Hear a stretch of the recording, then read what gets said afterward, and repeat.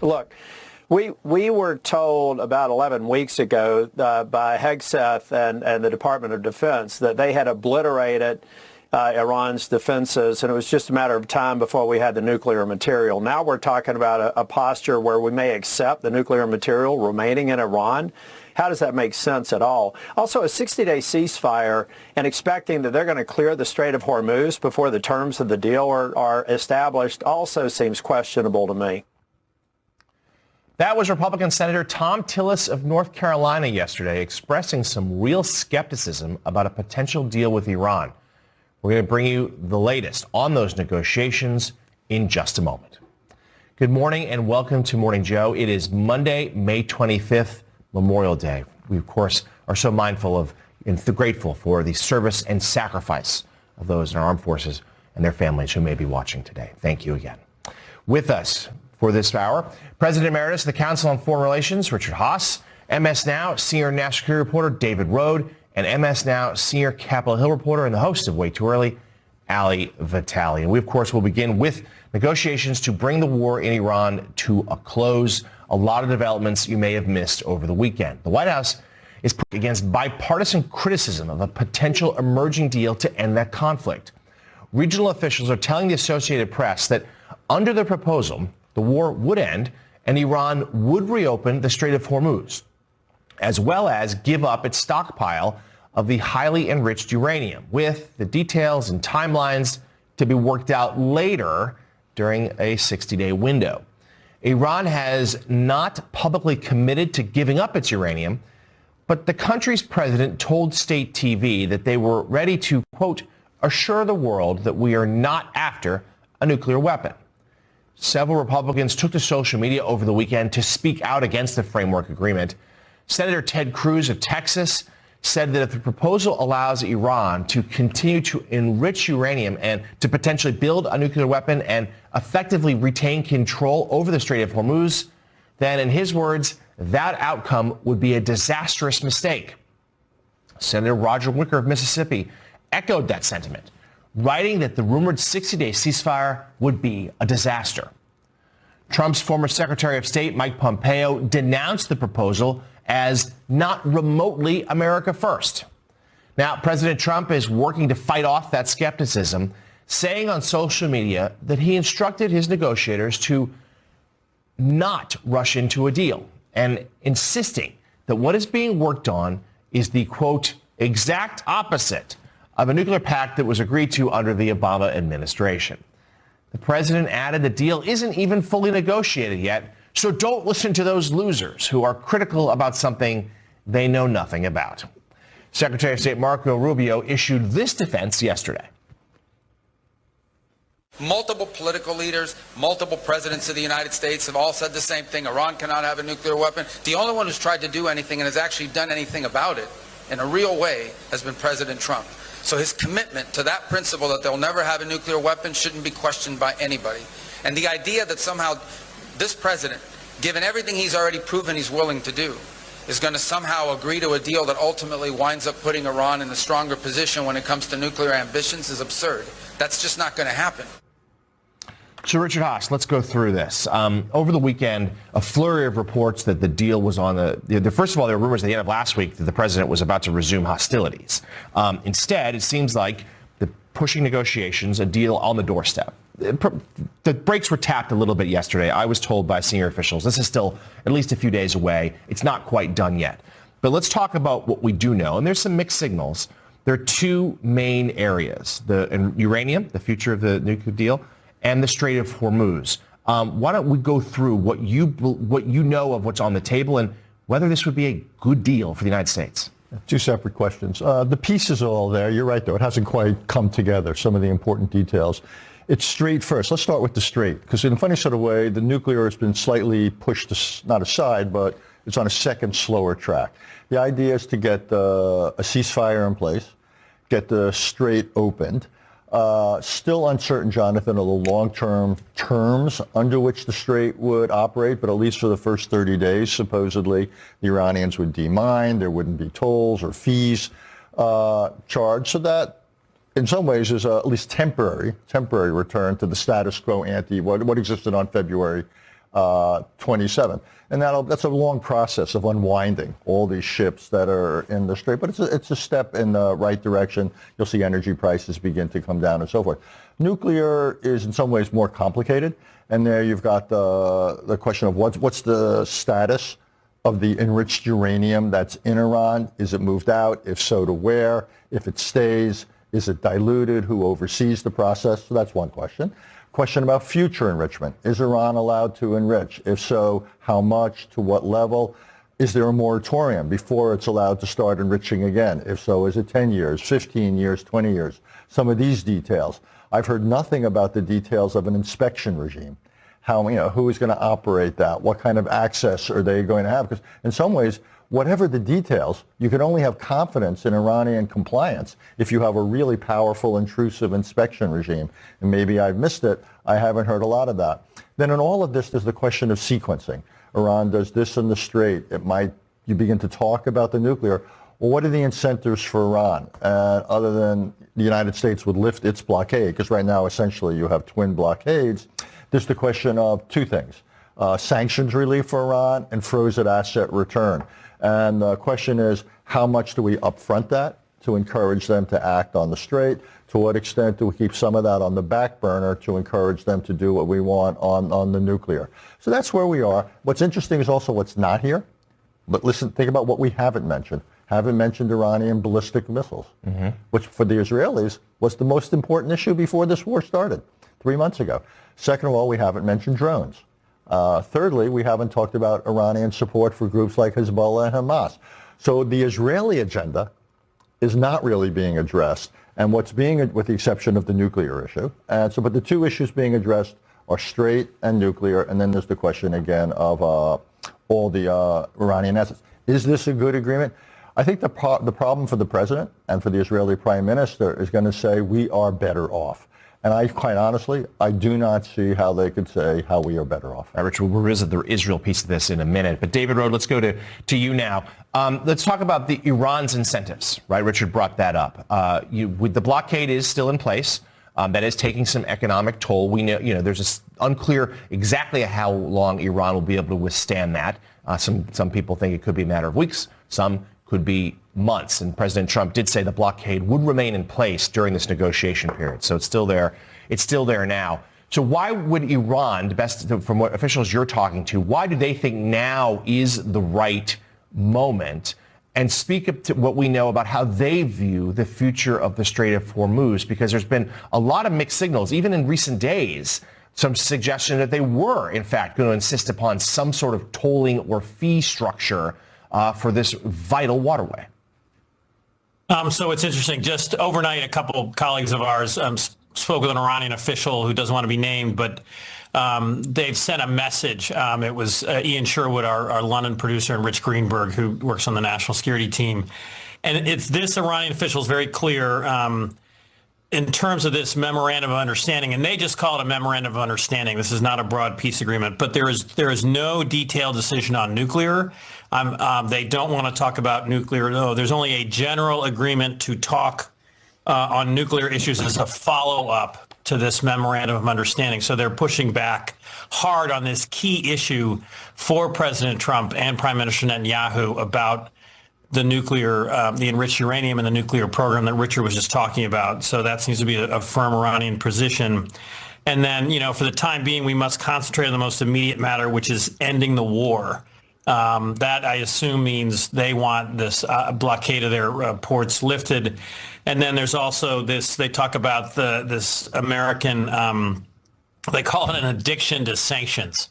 So clearly the Iranians are looking for some sanctions relief as part of this deal. But they're saying that is slowing this down because the U.S. won't, I think, give them more immediate sanctions relief. So it's interesting to me because if you saw the process yesterday, and Richard talked about this very hard sort of pushback from some Republicans about the dangers of Iran's nuclear program, the president has turned in, said the key rationale for this entire war is preventing Iran from ever having a nuclear weapon. And the Iranians are saying, we are not going to negotiate about that at all in this 60-day agreement. So that's, I think, going to be a challenge in the days ahead to get a detailed agreement.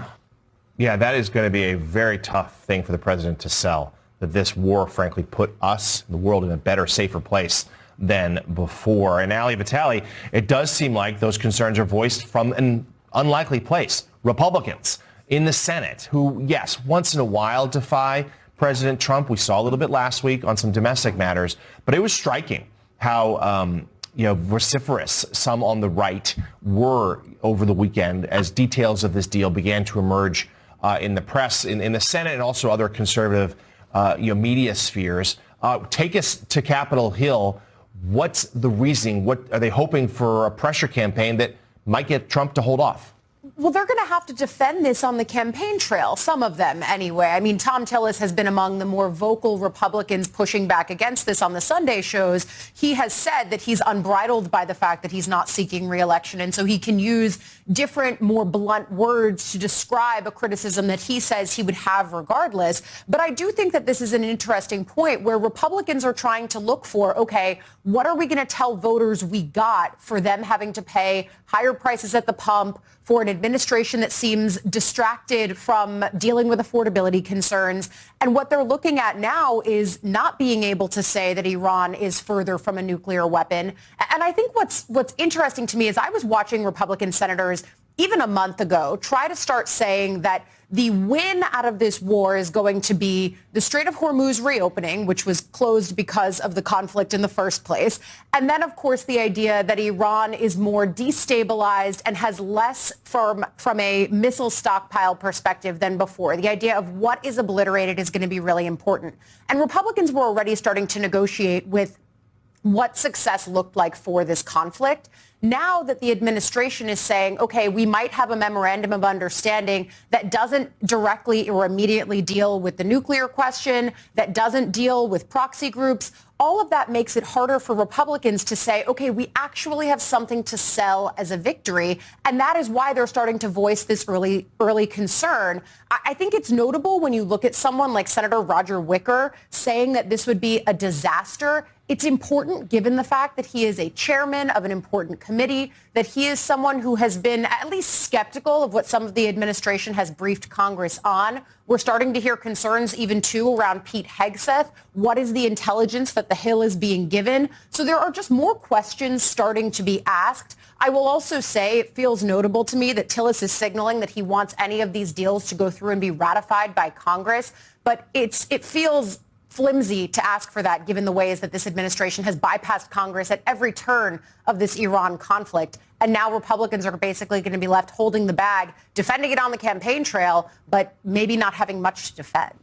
Yeah, Trump has made Congress so irrelevant in many ways this year and seems to care not at all about the political price that those in his own party may face. So Ali mentioned, of course, Strait of Hormuz and its fate. MS Now is reporting this morning that British forces are standing by, waiting to assist in the reopening of the Strait of Hormuz once an agreement between the U.S. and Iran is reached.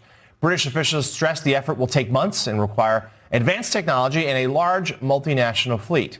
The officials invited journalists to see how British forces are training to use high-tech mini-submarines in order to clear mines from that strait.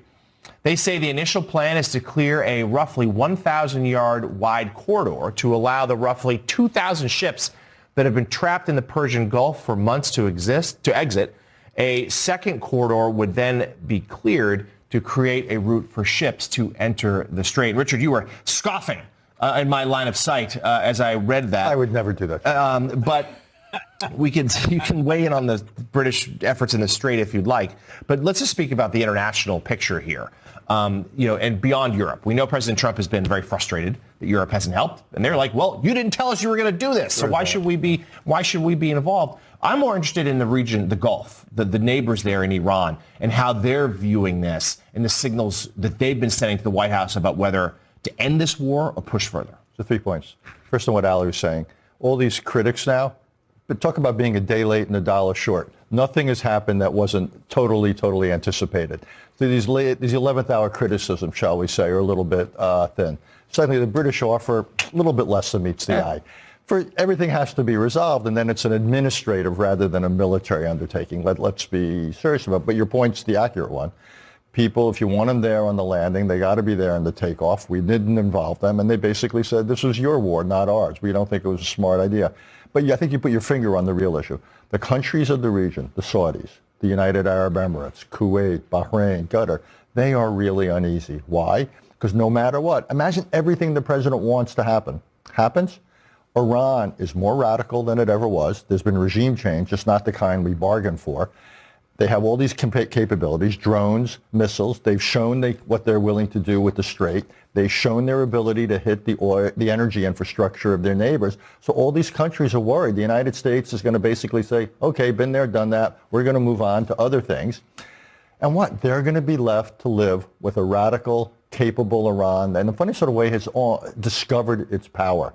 And that is what they are wildly uncomfortable with. That the post-war situation for them threatens their entire business model. This is not what they bargained for. Again, they didn't have a big say in this war, but they will be decidedly worse off. That's what they're worried about. Yeah, and the Strait of Hormuz, even if it does reopen, even if Iran abandons its plan to toll the ships that go through it, they know in the future they can close it again. They closed it, and they know that if needed, they could again. And that's, I think, we have to think about. Almost rather than something that's permanently open or permanently closed, Iran could pressure it. Or could say, you know what, we're angry at you today, this country. We're not going to let your ships through this week or this month. So what you could have is a kind of gray area operation of the Strait of Hormuz. That's undeniably a bad consequence for the United States and its partners. So David Ignatius has a new piece in the Washington Post titled, Trump's Iran exit ramp is a long shot. He doesn't have a better option. And David writes in part this: like most peace deals, the framework described by U.S. officials Sunday would be a series of compromises, well short of the capitulation that Trump sought when he joined Israel in launching the war on February 28th. The Iranian regime can claim victory simply by having survived the assault. If Trump gets a peace agreement, he will have escaped what had become a military morass and a strategic dead end. As one source involved in war planning put it, we have the capability to bomb anything. But what can we do that will change Iranian decision-making? The bet that triumphal IRGC cadres and their regional allies will join in building a modern state is a long shot, but Trump doesn't appear to have any better options available. And Ali, the political consequences here are very real. We just talked about how Republicans, or many of them, are objecting to this deal. And perhaps, watching along, President Trump just weighed in on Truth Social, criticizing those who have, been denounced this effort, saying it's not done yet. And again, sort of suggesting a note of caution that a deal's not done. We'll see where that goes in the days ahead. But it's undeniable. From where this war began to now, Republicans are more vulnerable at the ballot box in November, but also President Trump looks significantly weaker on the world stage. We all know that he was, the Venezuela triumph was so emboldening for him. He thought he and the military could do anything. He went into this war thinking it'd be over in a matter of days, couple weeks at most. And instead now we see it. He is just desperate to get out of this, even if it means taking, frankly, potentially a bad deal. And even as he says there's no timeline, he doesn't feel rushed. And then, of course, privately, the reporting behind the scenes is that he's in some cases bored with this war, or in other cases just ready for it to be over. And so we'll see what the eventual deal here is. But again, to double back to where I started when we were talking about this, Republicans will be the ones left holding the bag. And I think the thing I heard a lot from Republican strategists during the month of April was that that was the month that they really needed to show proof of purchase on what they had done the summer before, which was making permanent those Trump-Pence tax cuts from 2017 and making it that Americans would feel more in their tax refund when it came to tax season. And then what was happening in tax season? Prices at the pump were going way up, and people were paying more, even if they were getting more back in their tax refunds. And so the main Republican talking point of what was meant to make Americans feel good going into the midterm season was pretty much neutralized by the administration's own actions. And I think the question that we've been asking, or at least that I have of my sources when I talk to them regularly, is at what point, if any, do Republicans realize that their political fortunes will diverge with that of the White House and that of the president, a president who will never be on the ballot again, and who, as much as the White House wants to make it seem like he's on the ballot in November, is not actually, and is not really doing his party any favors in terms of the actions that he's taking to make it that they have an easier job defending their electoral prospects at a point where history already says this was going to be a tough election for Republicans. But frankly, the Senate map was something that people were pointing to a year and a half ago saying, all right, but Republicans have a great map. And now Democrats are actually feeling bullish about some of their own prospects with that map. I don't necessarily think it's enough to flip the Senate, but I do think that it's definitely a change in the way that people are talking. And that is due in part to affordability remaining a top concern and the ways that Iran has bolstered that and made it seem like this White House is focused basically everywhere else except on what's happening at home. Yeah, and those Republicans are now saddled with a president whose approval rating in the mid-30s. All right, everybody stay with us. Still ahead here on Morning Joe. Welcome back. Tulsi Gabbard has stepped down as President Trump's Director of National Intelligence. In a resignation letter released on Friday, Gabbard said she's leaving the administration to care for her husband after his diagnosis with what she called an extremely rare form of bone cancer. Principal Deputy DNI Aaron Lucas will serve as acting intelligence director. Gabbard's tenure was marked by internal clashes over foreign policy and intelligence matters, including disagreements over Iran and reported tensions with the CIA. Gabbard's now the fourth cabinet-level departure of Trump's second term. I believe all four women. David Rode, we certainly wish Tulsi Gabbard and her husband best of luck in his fight against cancer. But this was happening soon anyway.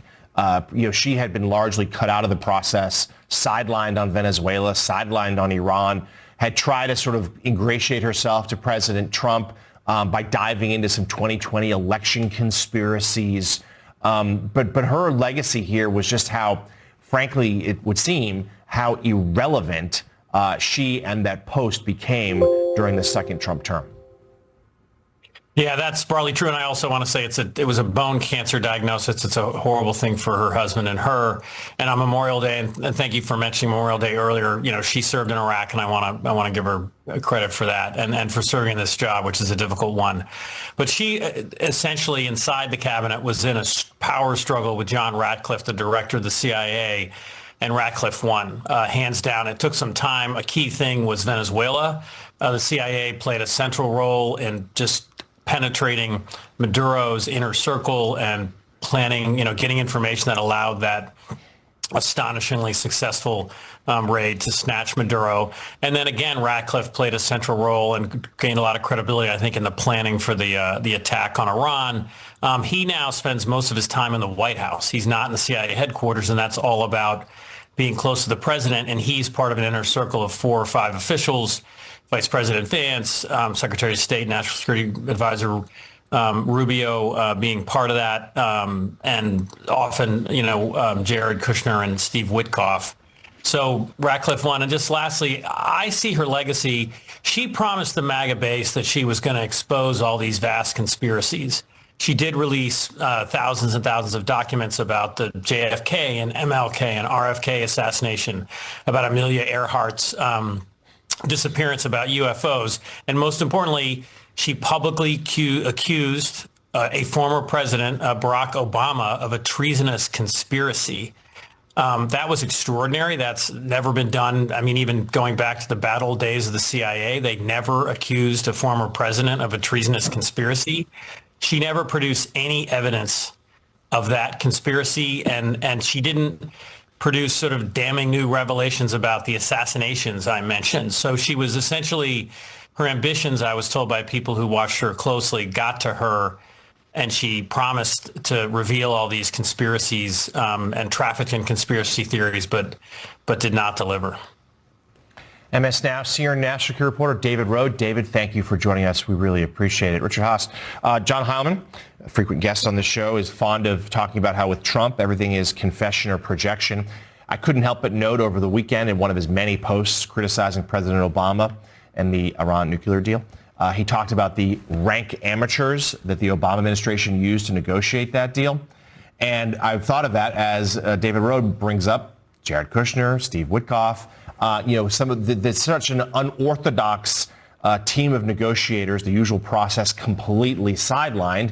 And I know you believe That's partly what has contributed to the bad diplomatic situation the United States currently finds itself in. Yeah, the deal that Jared Kushner and Steve Witkoff were offered in late February is at least as good and arguably better than anything we're going to be able to negotiate now. So talk about an unnecessary war of choice. This is going to be high on the list. And the president's already running around talking about how bad the Obama 2015 agreement is. He doth protest too much. People are going to note the similarities. Neither that agreement nor this one will get Iran out of the nuclear business. It's going to place a ceiling on it. And again, we'll see what the details are. We'll see what the inspection mechanisms are so we can monitor it. But there's actually much more in common than this president is ever going to be comfortable with. To domestic politics now, Republican Senator Thom Tillis is showing support for his colleague, Senator John Cornyn of Texas, after President Trump endorsed Cornyn's challenger, Ken Paxton. Tillis slammed the Texas Attorney General yesterday in an interview he did with CNN. To call Paxton ethically challenged is to call Jeffrey Dahmer suffering from an eating disorder. This guy is an empty suit and will do us no service by being in the U.S. Congress. I hope that Texans realize how tough John Cornyn is, how pro-Second Amendment he is, how pro-limited government he is, how pro-America First he is. And when they go to the polls on Tuesday, I hope that they know that they've got a great American who deserves re-election, and the other guy is going to be nothing but an anchor on our conference for as long as he's in the U.S. Senate. I'm being unambiguous on Paxton. He is a failure. He doesn't deserve to be in the U.S. Senate. And John Cornyn is one of the most powerful, one of the most influential, one of the most patriotic members I've had the privilege to serve with over the last 11 years. The YOLO era of Thom Tillis continues, Ali Vitale, including with an unexpected Jeffrey Dahmer reference. That's a rough one. Don't look that up at home, kids, if you're watching. It's a bit early for that, but, yeah. Yeah, but Ali, this is interesting. This is a closely watched race. Many in the Senate really unhappy with what Trump did. I know you were in Texas recently, profiling, looking at these men, Cornyn and Paxton, ahead of this runoff, which is going to have massive implications for November. Yeah, especially since Trump waited so long to make this endorsement. I think that there was some question on Capitol Hill of might he just end up staying out of it? And you also have to wonder if Senator Tillis there in his unencumbered, not being on a ballot again, is channeling what Republican leadership in the Senate is actually feeling right now. Because on John Cornyn, it was one of the moments that Majority Leader John Thune was actually going to the president behind the scenes and making clear that Cornyn was his candidate of preference. That's where the millions of dollars in money were flowing to try to get Cornyn reelected. And now that it's again in this runoff posture, we will see the power of the president's endorsement. Is this something that seals the deal for Paxton, or is this a moment where Cornyn's deep ties in the state of Texas ultimately push him through? I think the conventional knowledge is that this is going to end up being Paxton's nomination, but ultimately we will end up seeing. I think that the conversations that I've been having behind the scenes, and even when I was on the ground in Texas, is that this could be a commentary on, yes, how often do you stick with President Trump? But also, are you someone who just goes for the party red meat? I was struck when Senator Cornyn was campaigning about the ways that he was campaigning on results, on everything from the Chips and Science Act, which was bipartisanly negotiated but has big national security benefits of bringing chips production back home to the United States, on everything from the deep ties and money that he's been able to bring back home to the state of Texas. He was campaigning in the way that Tillis was painting him. And it doesn't seem like that's what it takes to get elected in Republican politics right now. It instead has to be fealty to Trump. And that's something that Paxton has just done a better job on the ground of grabbing and encapsulating. I will tell you, I'm not someone who's ever been fully sold on Democrats saying this is the year finally in Texas. And yet now they actually have some reason to believe that, with Tallarico as their standard bearer. I met Republican voters on the ground who said right now they would vote for as Republicans if Cornyn were the nominee, but that if it were Paxton, they would entertain Tallarico. And I have a feeling that's a conversation that Republicans and Democrats alike are paying attention to. I didn't even have to work hard to find that voter. We'll see how they end up coming out in November. But I was struck by that, and I'm going to carry that with me now as we look ahead to the general election, of course, after we get through this runoff. Yeah, Texas is along with the Democrats' white whale. You're right, but they do feel increasingly optimistic here. And again, it's another example of, for President Trump, loyalty to him is the only thing that matters. It's the only thing that matters. prioritizing that over Republicans' chances to keep the seat. Meanwhile, the Department of Justice has removed hundreds of news releases from its website about criminal cases tied to the January 6th Capitol attack. A journalist for the Washington Post noted the move on Friday, highlighting on social media that the department was quietly removing the releases, including one about a Texas man who pleaded guilty to assaulting law enforcement during the insurrection and also faced separate charges of soliciting a minor. This is Merrill Cornfield from the Post doing great work there. The DOJ's rapid response account responded saying there was nothing quiet about it. The Post also said we are proud to reverse the DOJ's weaponization under the Biden administration, calling information about the prosecution's partisan propaganda. The AP reports among the releases removed from the site were those concerning seditious conspiracy cases against members of far-right extremist groups, the Proud Boys and the Oath Keepers. And Richard Haas, I mean, the campaign continues to downplay, to whitewash what happened on January 6th. And the timing here is so telling that DOJ is going with this amid a real furor that kicked up about the slush fund that President Trump wants created to which would give compensation to those, who are victims of political weaponization, their words, which includes January 6 rioters, including some of those who are convicted by a jury of their peers, and some fear it's an incentive to commit violence again. Yeah, and the pushback against the slush fund, including from Republicans, is actually one of I think, a welcome sign that there might be some limits. And the previous story as well, Republican politics for the first time in almost a year and a half are getting a little bit interesting. Can I make a larger point about what's going on with the January 6th thing? I recently read a book about China, and here's the connection. It was the Chinese attempt to rewrite history. And that's what we're seeing here a little bit. We're seeing it in some of the museums. We're seeing it now on this website. History is a powerful thing. It's how we educate ourselves. It's what we're meant to learn from as a people.